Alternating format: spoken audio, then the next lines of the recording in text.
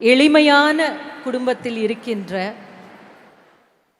முன்னேற்றம் இல்லாத, பொருளாதார ரீதியில் பின்தங்கி இருக்கின்ற ஒவ்வொரு பெண்ணின் இரு கரங்களையும் பற்றி கொண்டு சொல்கிறார், உங்களுக்கு நான் இருக்கிறேன், உங்களுக்காக நான் 1000 ரூபாய் தருகிறேன். இங்கே சொன்னது போல ஒரு 1000 என்ன செய்துவிட முடியும் அப்படி என்பது அல்ல.